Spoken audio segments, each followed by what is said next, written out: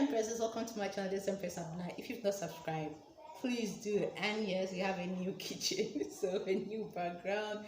I hope you've been well, and I know COVID has really put a lot of strain on us, but I also noticed that this year in particular, a lot of people have had enough time to focus on their hair, to pay attention to their hair, to treat their hair well, because we didn't have the opportunity to go to the stylists and the hairdressers and the salons as we would. A lot of people have really paid attention to their hair. So one of the things I am going to share would be what to do if you decide to get a protective style with extensions. And I'm using with extensions because you can protect your hair without adding extensions. But when you add extensions, it's a different ball game.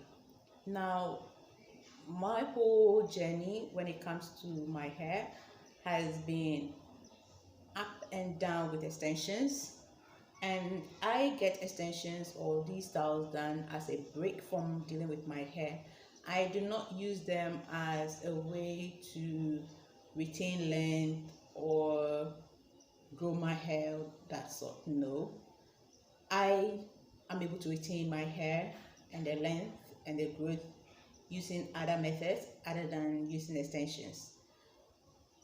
Personally, these extensions for me are a way of taking a break from handling your hair, and I see a lot of ladies who wear wigs and weaves also doing that. Okay, so it's not like they are dependent on the wigs to grow their hair, but they use the wigs as a break from having to deal with their hair all the time, and also to lessen the stress they put on their hair.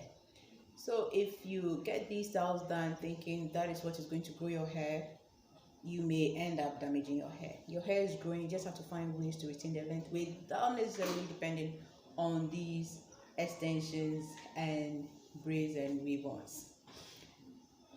In talking about these styles, I am going to share some of the things I do to prepare my hair and what I also do to maintain it. That'll be in a different video. For now, what do I do? I'm a planner. I like planning everything. I like knowing exactly what direction I want to go. I want to know all the hurdles, the possible problems, challenges that would arise. I always want to know the way out. I always want to have a pre-planned solution. I want to always weigh all my options. I always want to have a backup, okay, because life is unpredictable. So when I decide to braid my hair, let's say Wednesday, and I decide, okay, Thursday I want to braid my hair. Immediately I decide that I want to braid my hair, I look at what style. That's the first thing. What style? And when I choose a style, I look at the pros and cons. This year I've taken my time to really plan my hair journey. I've done the boss braids, but one thing I noticed about the boss braids was that I had to get it styled very often. You get it getting loose and you have to restyle, and my stylist lives far away and I can't do it all the time. Okay, so aside the difficulty in styling and all that, I also had issues with the hair weighing down, okay, my own hair being heavy on my head and all that. So I decided this time around I was going to go for the boss braids. I was going to go for the cornrows.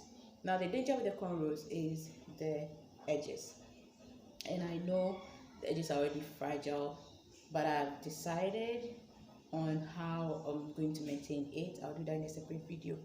But once I decided on the hairstyle and with the pros and the cons, of course I had to get the braids. One thing I noticed about getting extensions here is that you would have to choose a color that matches your hair color. Most often, I've also had that issue. I get the hair done, and let's say my hair will be color 2 and the extension will be color 33, and looks so awkward and off, especially with weave-ons. So if you're going to get your hair done, try to get hair that matches your actual hair color. As I said, we've all been through that stage where you buy the hair and the color is different from your hair and you just have to use it. But when you have options, do try to find a color that matches your own color. There's a hair color, so that when you decide to do a leave out, it matches with your ribbon. If you decide to do the cornrows, it matches with your own hair. Your hair will look brownish, and then the hair for the extension looks dark. Your hair will look dark, the extension looks brownish. Unless you're going for a color, that is fine, like white or red or purple. That is a different thing. But if you want to sync your extension with your own hair, consider those things. The next thing I consider is the maintenance. Which one will be easy to maintain? Box braids are good when it comes to the edges, but for me, they are high maintenance. Cornrows are low maintenance for me, but they also put a lot of stress on the edges. So I have a plan for my edges. So once I consider the pros and the cons, I choose the style, and I decided to go with the cornrow, but to cornrow the front and do the box braid at the back. Okay, so cornrow braids, so that I can switch up if I want to, or just leave it on. But at the same time, I do not have to style my hair at all, just leave it on. That is the reason why I chose the style. So if you're going to get your hair braided, decide on the maintenance, decide on which one will be easy. If you're going to get wigs, choose a wig that will be easy to maintain. There are some wigs that are equally very challenging, especially if it's 12, 14, 16, 20 inches wig. Then you have to know how you're going to maintain the wig all the time. If you're going for a weave-on, it's equally like that. You have to decide on how you're going to maintain it, and if it is going to be effective in terms of time management. If it's not going to help you manage your time well, then you opt for something else. After deciding on the style, weighing the pros and the cons, I then prep my own hair. This is very important because you're going to leave your hair for about 4 weeks, 5 weeks, 6 weeks. You're not going to access your actual hair. You're going to have your extensions and the hair, and therefore you have to know how you're going to maintain the hair. So the first thing I do is to shampoo my hair. So as I said, if I decide on a Wednesday I want to braid on a Thursday, that same Wednesday I get my hair washed. Even if it's the same day and I decide I'm going to get my hair done, I go to a salon with my full product set. So I shampoo, and I always like to clarify to remove every buildup. Then secondly, I do a protein treatment, or I use a protein deep conditioner to strengthen my hair for the manipulation, because the combing and the parting and all that can cause breakage. So I strengthen my hair, and also because I will not have access to my own hair, giving it the treatment it deserves will protect the hair even as I do not bother about it. Then I use my leave-in treatment, and I usually prefer rollers to blow drying. Blow drying stresses the hair, and the least thing I want to do is to stress it before I braid, which is already stressful.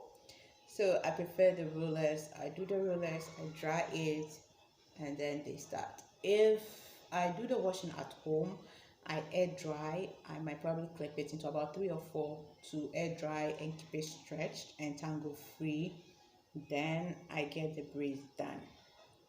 I also like to do styles that are easy to manipulate, because you do not want to have 1,000 braids on your hair and then you are unable to maintain it properly. After getting the braids done, the first thing I do is to apply some pomade on the edges to release the tension on the edges. It really helps. So whether you have a pomade or an oil, especially one that tingles or bends a bit, I realize it really calms the edges. Again, you have to find a braider that is very good at keeping your edges intact, and a painless braider. The emphasis on painless braids. If you get braids done and you can't turn your head like this, find another braider. This is one of the issues we have in Ghana here with our hairdressers. You tend to find that they make it tight thinking that will last longer, but you're actually damaging your hair with such a hairstyle. I know a lot of us have experienced that. I've had a lot of experiences, and when I got to know exactly what to do, I made sure I focused on the person doing the hair, and I'll tell the person, make it loose, and then that'll be it. I do not care. It's my money, it's my hair, make it loose.